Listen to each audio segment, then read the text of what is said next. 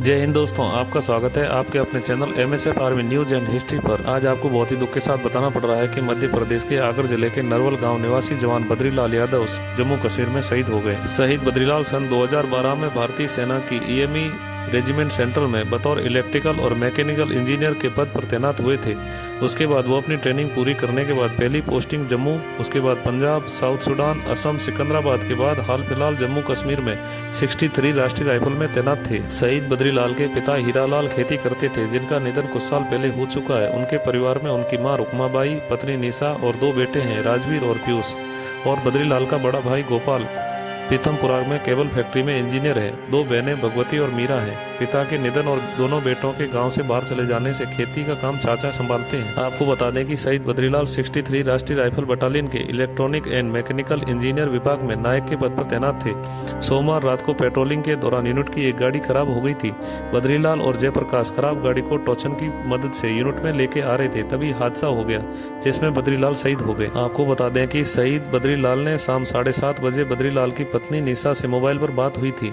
गाड़ी खराब होने की जानकारी देते हुए उन्होंने कहा था कि 1 घंटे में यहाँ से यूनिट पहुँच जाऊंगा, फिर कॉल करता हूँ।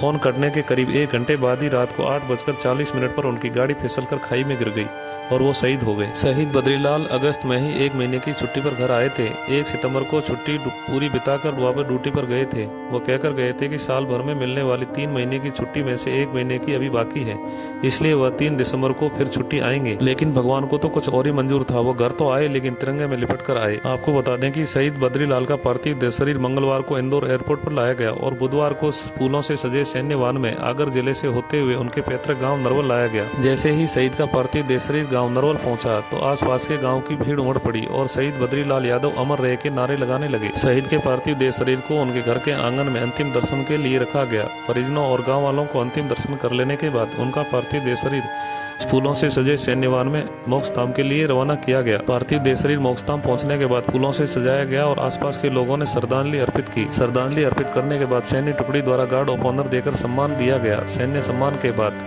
जिस तिरंगे में लिपट कर आए थे वो तिरंगा सैन्य टुकड़ी द्वारा उनके बड़े बेटे राजवीर को सौंपा गया। उसके बाद बड़े बेटे राजीव में मुखाग्नि दी और सैन्य सम्मान के साथ अंतिम संस्कार किया गया और वो हमेशा हमेशा के 5 तत्वों में विलीन हो गए।